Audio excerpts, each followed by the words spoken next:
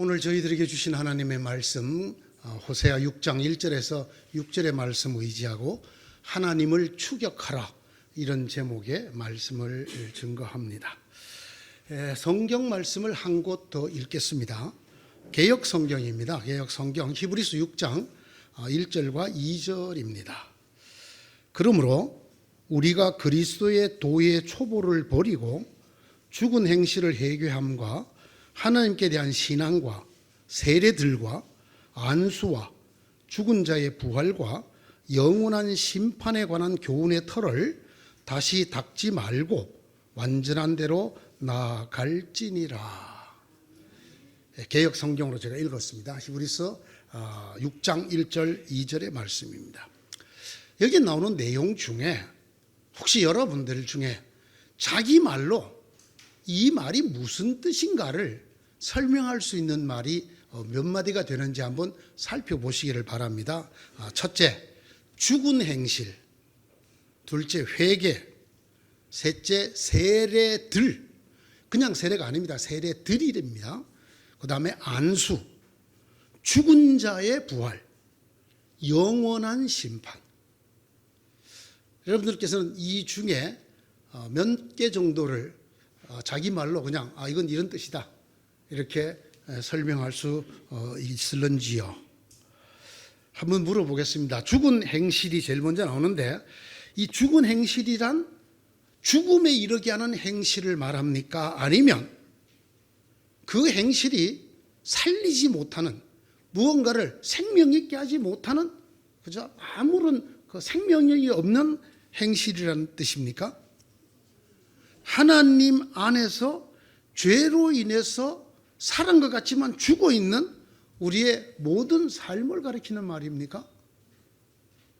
자, 다른 것을 한번 물어보겠습니다. 여러분이 흔히 듣고 많이 아는 단어 회개입니다. 회개는 어떤 뜻입니까? 반성한다, 뉘우친다, 돌아선다 라는 뜻입니까? 죄에 대하여 죽은 자가 되는 것을 말합니까? 둘째 말이 더 어렵죠? 죄에 대하여 죽은 자가 된다. 회개는 도대체 어떤 단어일까요? 세 번째, 제가 아까 읽으면서 말씀드렸습니다. 세례 단수가 아니고 세례들이라고 말씀드렸습니다. 도대체 왜 세례들이라고 했을까? 분명히 성경은 주도 한 분이시요 믿음도 하나요 세례도 하나다, 이렇게 에베소서 4장 5절에서 세례가 하나밖에 없다고 말했는데, 여기에는 세례들이라고 썼습니다. 도대체 이게 뜻하는 바는 무엇일까요? 여기 세례는 우리가 흔히 아는 그 세례가 아니라 혹 정결 예식, 물로 씻어 정결케 하는 예식들을 말하는 것일까요? 아니면 물세례, 성령세례, 또는 개종자의 세례, 회개의 세례, 죽은 자를 위하여 받는 세례 등등을 가르치는 말일까요? 이 중에 우리를 상당히 당황하게 만드는 용어가 들어있죠. 죽은 자를 위한 세례. 여러분 한 번도 본 적이 없죠? 죽은 자를 위하여 세례를 받는다. 누가 받지? 그 사람은 죽었는데? 우리가 흔히 알기로 신앙 고백을 해야만 세례를 받는다고 했는데, 그 사람이 죽어버렸는데 어떻게 죽은 자가 세례를 받지? 근데 분명히 성경에 죽은 자들을 위한 세례라는 말이 나옵니다. 그 다음 용어입니다. 안수입니다. 안수. 안수라는 말은 말 그대로 손을 얹는다라는 말인데, 언제 하는 것입니까? 손은 누가 얹는 것입니까? 무엇 때문에 얹는 것입니까? 자, 여기서 한 걸음 더 나갑니다. 안수는 무언가를 전달하기 위한 통로입니까? 아니면 무언가를 전가하기 위한, 떠넘기기 위한 행위입니까? 이렇게 물으면 이제 헷갈리기 시작하죠. 네. 안수는 하나의 예식입니까? 아니면 실제 하는 능력입니까? 자, 많은 사람들이 굉장히 어려워하는 죽은 자의 부활입니다. 죽은 자의 부활이라는 말은 산자의 부활이라는 말의 상대어입니까? 죽은 자의 부활이 있고 산자의 부활도 있다는 말입니까? 죽은 자의 부활. 이 죽은 자는 무엇이 부활합니까? 육체가 부활합니까? 영혼도 부활합니까? 그렇다면 죽은 자라는 말은 육체가 죽은 것을 말합니까? 영혼도 같이 죽는 것을 말합니까? 자, 이거 쉽지 않네요. 자, 마지막에 영원한 심판이라고 있어요. 우리는 흔히 최후의 심판이라는 말을 들었어요. 늘. 근데 영원한 심판은 뭡니까? 이건 최후의 심판과 다른 심판입니까? 예수를 믿는 믿음 안에서 죽은 사람들도 이 심판을 받습니까? 안 받습니까? 저와 여러분들, 예수를 하나님의 아들, 우리의 구세주로 고백하고 시인하고 예수의 이름으로 세례를 받아 하나님의 아들, 딸이 된 우리도 이 영원한 심판을 받는 것입니까? 안 받는 것입니까? 그 심판은 한 생명이 죽으면 바로 받습니까? 아니면 그리스도 안에 잠들었다가 주의 재림의 날에 함께 심판을 받는 것입니까? 뭐 참 할 얘기가 많은 말씀드리네요. 근데 여러분 놀라운 건 제가 지금 말씀드린 이것들 말입니다. 이것들. 죽은 행실, 회개, 세례들, 안수, 죽은 자의 부활, 영원한 심판, 이것이 성경은 말씀의 초보라고 기록하고 있다는 것입니다. 이게 센 기초라는 것입니다. 그러니까 제가 여러분들에게 물을 때 뭐 저런 걸 목사님들이나 알지 뭐 우리한테 물어. 그러셨을지 모르겠어요. 아마 실제로 그런 분이 많을 거예요. 그런데 성경은 이것을 초보라고 말씀을 하고 있습니다. 다른 말로는 자란 사람들의 것이 아니라 젖먹이의 것이다. 이렇게 표현하고 있습니다. 히브리서 5장 12절입니다. 때가 오래되었으므로 너희가 마땅히 선생이 될 터인데 너희가 다시 하나님의 말씀의 초보에 대하여 누구에게서 가르침을 받아야 할 처지이니 단단한 음식은 못 먹고 젖이나 먹어야 할 자가 되었다.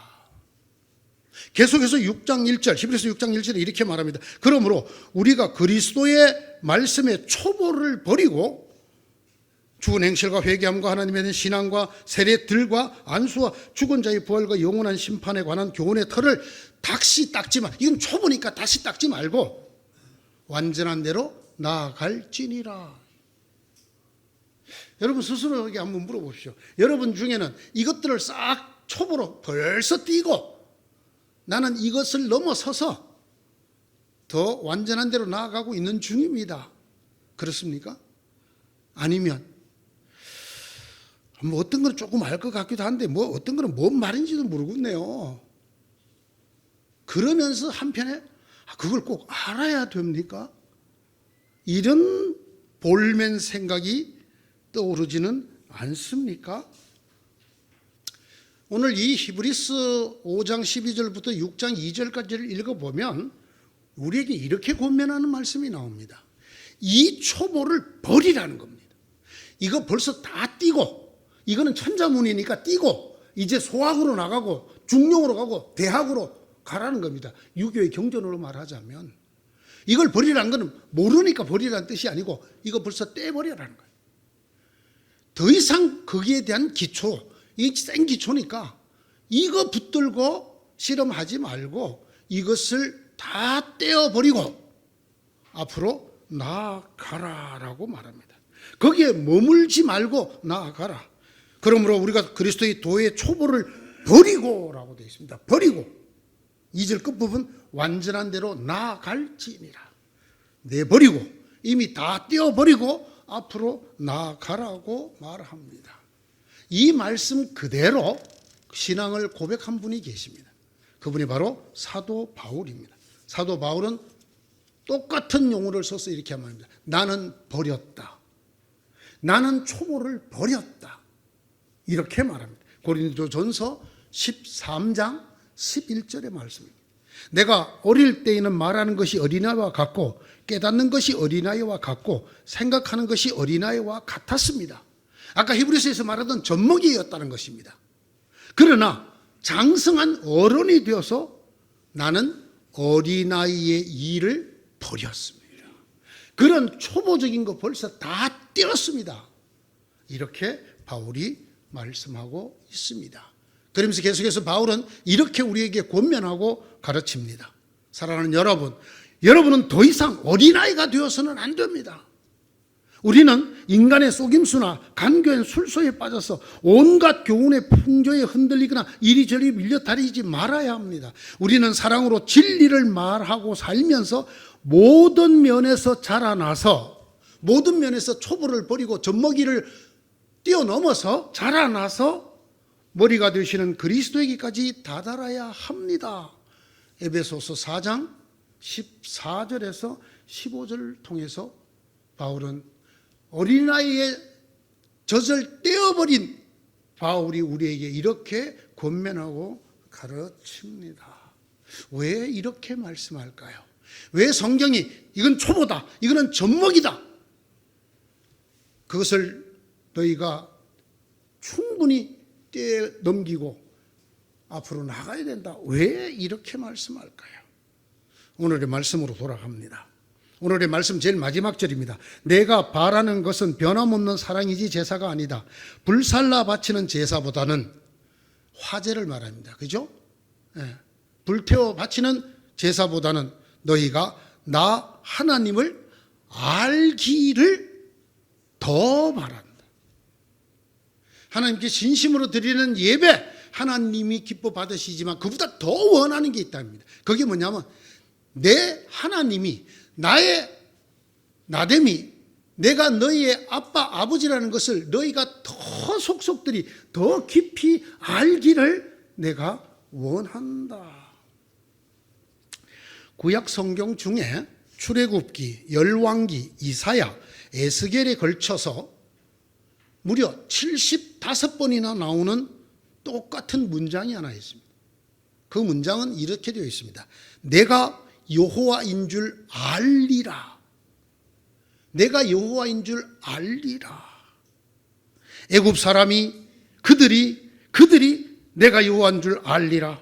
너희는 내가 여호와인 줄 알리라. 네가 내가 여호와인 줄 알리라. 너는 내가 여호와인 줄 알리라. 자그마치 75번이나 구약 성경 4책에 적혀 있는 동일한 문장입니다. 하나님이 한 작은 민족을 불러 하나님의 백성으로 삼으신 이유가 여기에 있다는 것입니다. 이 일을 통해서 너희가 내가 하나님인 것을 알게 되기를 바란다는 것입니다.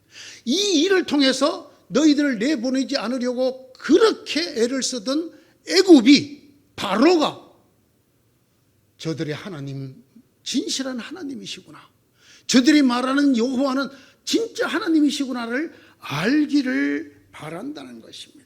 더 나아가서는 모든 피조물이 자신을 만든 창조주를 알기를 바라시는 것, 이것이 하나님께서 온 피조물을 만드시고 그리고 한 민족을 하나님의 백성으로 삼으시고 우리를 하나님의 자녀로 삼으시는 이유라는 걸, 그것이 하나님이 자신을 성경을 통하여 다른 것들을 통하여 자기를 보여주시는, 계시해 주시는 하나님의 뜻이라는 것입니다.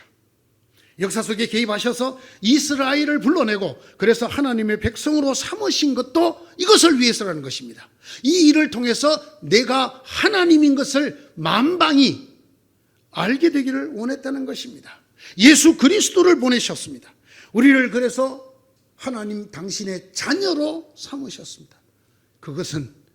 그것을 통하여 그가 하나님 아버지신 것을 우리와 온 세상이 알게 되기를 원하셨기 때문이라는 것입니다. 그가 바로 하나님이시요, 그가 생명과 구원을 주시는 하나님이신 것을 만방에게, 모든 피조물에게, 모든 주의 자녀들에게, 모든 생명에게 알리기를 원하셨다는 것입니다. 왜 그러냐? 왜 하나님께서는 이렇게 하나님을 알기를 제사보다, 예배보다 더 원하고 계시느냐? 왜 그러냐? 바로 거기에 구원이 있기 때문에, 거기에 생명이 있기 때문입니다. 너무나 소중한 성경 말씀이 요한복음 17장 3절에 나옵니다. 여러분, 이건 요한복음 전체를 읽을 때 반드시 마음에 담아두고 있어야 되는 성경 구절인데 이런 것입니다. 영생은 오직 한 분이신 하나님을 알고 또 아버지께서 보내신 예수 그리스도를 아는 것이다. 줄이면 이렇게 됩니다. 영생은 아는 것이다. 알아야 영생을 얻는다. 둘을 알아야 된다. 하나님이 누구신가, 그리고 예수 그리스도가 누구신가를 알아야 한다. 그래서 하나님께서는 우리가 하나님을 알기를 그렇게 간절히 원하고 계시는 것입니다. 왜? 우리가 하나님을 바로 알고 제대로 알므로 해서 우리에게 영생이 있게 하기 위해서라는 것입니다. 아니, 그러지 않으면 우리 속에 영생이 없게 되기 때문인 것입니다. 하나님을 알지 못하면 우리 속에 영생이 없다라는 것입니다. 구원이 없다라는 것입니다. 여러분 아십니까? 하나님이 택한 사람들도 멸망한다는 거 아십니까? 여러분, 이스라엘의 역사를 보면 알 수 있지 않습니까? 왜 그렇습니까? 하나님이 이렇게 못 박아 말합니다. 나를 아는 지식이 없는 자는 멸망하리라. 나를 아는 지식이 없는 자는 멸망하리라. 호세아 4장 6절이죠. 내 백성이 나를 알지 못하여 망한다. 사랑하는 성도 여러분, 내 백성이 나를 예배하지 않아서 망한다가 아닙니다. 사랑하는 나의 아들, 딸들이 내게 헌금을 내지 않고 봉사를 하지 않고 전도를 하지 않았기 때문에 망한다가 아닙니다. 성경이 분명히 말합니다. 나를 알지 못하여 망한다. 이제 누구에게 하는 말씀입니까? 내 백성 이스라엘에게 하는 말씀. 내 백성 이스라엘이, 내가 택한 자 이스라엘이 나를 알지 못하여, 나를 아는 것이 둔하여 그들이 망한다. 네가 제사장이라고 하면서 내가 가르쳐 준 것을 버리니 나도 너를 버려서 네가 다시는 나의 성직을 맡지 못하도록 하겠다. 이스라엘을 뽑은 것은 온 세상에 제사장 노릇을 하라는 것이었습니다. 하나님이 어떠하신가를 드러내고 보여주라고 한 것이었는데, 하나님께서 가르쳐 주는 것조차도 그들은 잘 알지 못하여 하나님도 그들을 버리겠다고 말씀해요. 네 하나님의 율법을 네가 마음에 두지 않으니 나도 네 아들 딸들을 마음에 두지 않겠다. 하나님을 마음에 두지 못하는 사람, 하나님을 알지 못하면 하나님이 선택한 백성이라도 망한다라는 것입니다. 그래서 오늘 성경 호세아 6장 3절은 아주 간절히 당부합니다. 우리가 주님을 알자. 애써 주님을 알자. 여러분, 이 말을 읽으면, 원어로 읽으면 너무나 간절한 말이에요. 이 애써라는 말이요, 이 애써, 우리가 뭐 힘을 써서 있는 힘을 다해 그런 뜻이 되겠습니다만은, 본래 이 애써라고 하는 글자, 라다프라고 하는 글자는 도망가는 적군을 추격한다라는 단어예요. 제가 오늘 하나님을 추격하자라는 단어가 여기서 온 단어예요. 여러분, 도망가는 적군을 그냥 슬금슬금 따라갑니까? 어떻게든 따라잡아서 무찔리려고 있는 힘을 다해서 모든 것을 동원해서 죽을 힘을 다해 도망가는 적을 그보다 더한 힘으로 추격해 갑니다. 그렇게 하나님을 알아야 된다는 것이죠. 네? 그냥 설렁설렁 하나님을 아는 것이 아니라 마치 도망가는 적군을 있는 힘을 다해 뒤따라가서 잡으려고 추격하는 것처럼 하나님을 추격해서 알아야 된다는 것입니다. 그렇게 알자라는 것입니다. 여기 안다, 주님을 알자, 애써 주님을 알자의 안다라는 말은 이게 야다라는 글자입니다. 여러분, 이 글자가 굉장히 중요한 글자입니다. 우리가 하나님을 안다고 했을 때 지적으로 뭘 들어서 배워서 아는 것을 떠올리기 쉽습니다. 아유, 나는 뭐 한글도 겨우 껴쳤는데 내가 뭐 하나님을, 성경을 내가 어떻게 알아? 여러분, 그 안다가 아니에요. 이 야다라는 글자는 남녀가 관계를 맺는다는 걸지. 남녀가. 여러분, 한글을 깨우치지 못하면 부부 생활 못합니까? 시집 못 가요?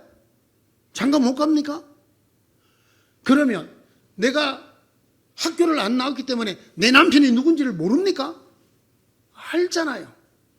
결혼해서 같이 살아서 알잖아요. 그 누구보다 가장 잘 알잖아요. 가장 잘 알잖아요. 이때 안다라는 단어가 야다라는 거지. 야다. 관계를 맺어서 안다. 경험하여서 안다라는 것입니다. 그러므로 이 말을 풀어 쓰면 이렇습니다. 도망가는 적군을 추격하듯이 있는 힘을 다해서 하나님과 관계를 맺자. 하나님을 만나자. 그래서 하나님을 알자.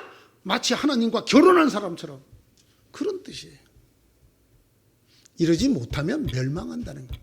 이스라엘 백성이 하나님을 모릅니까? 그들에게 율법이 없습니까? 하나님의 말씀이 없습니까? 줄줄줄줄 외우는 사람들이에요. 하루에 기도를 3번 이상 드리는 사람들이에요. 네? 그런데 성경이 뭐라고 그럽니까? 나를 알지 못하여 망하는도다. 무슨 말입니까? 머리로 아는 것이 아니라 정말 하나님이 어떤 분인가를 내가 있는 힘을 다해요. 정말 힘을 다하고 정성을 다하고 내 마음을 다 쏟아서 하나님을 추격하듯이 가서 하나님 만나고 하나님을 경험해서 아는 것을 말하는 것입니다. 내가 그 사람에 대해서 이력서를 보고 아는 게 아닙니다. 그 사람하고 사귀어서 지내면서 내가 안다라고 하는 것이죠. 여러분이 가장 잘 아는 사람들이 있어요. 이게 바로 여러분의 남편과 아내입니다. 어떻게 알았어요? 그 사람에 대해서 공부를 했나요? 예? 여러분 날마다 그 사람의 이력서를 외우나요? 아니잖아요. 여러분이 그분들과 살잖아요. 그래서 아는 거잖아요. 이때 아는 것을 야다라고 하는 거예요. 어떻게 하나님을 알아야 된다고? 도망가는 적군을 있는 힘을 다해 절대로 놓치면 안 된다. 이런 마음으로 죽기 살기로 달려가서 마주치는 것처럼 하나님을 추격하여 가서 하나님을 알아댈 때, 하나님을 만나고 하나님을 경험하고 그 하나님의 속에 거하게 될 때 우리에게 영생이 있다는 거죠. 영생은 유일하신 참 하나님을 아는 것과 그가 보내신 예수 그리스도가 누구인지를 아는 그것을 맹렬히 추격하여 주님 제발 저를 만나 주십시오. 주님이 어떤 분인지 제게 가르쳐 주십시오. 제게 와 주십시오. 기도하고 말씀 읽고 맹렬히 추격하여 그 하나님을 만나서 알게 되는 사람에게 주어지는 것이 영생이라는 말입니다. 가끔 들어보면 그런 분들이 계시더라고요. 아니 어떻게 두 분이 결혼했어요? 너무 안 어울려. 정말 부인은 품위도 있고 잘생기고 독특하게 미녀야. 근데 남편은 오종종하게 생겼어요. 그런데 아니 어떻게 이렇게 부부 이 사람이 죽고 살기로 자기를 따라다녔대. 몇 년을? 3년을 따라다녔. 직장 때려치고 매일같이 나를 따라다녔.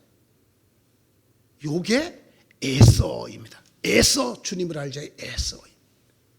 그래서 결국은 이 남자와 결혼 안 하면 이 남자가 죽게 생겼어. 그래서 그 간절함에 감동되어 결혼을 했다. 아름다운 사랑 얘기만이 아니에요. 신앙생활이 이래야 된다 그 말이에요.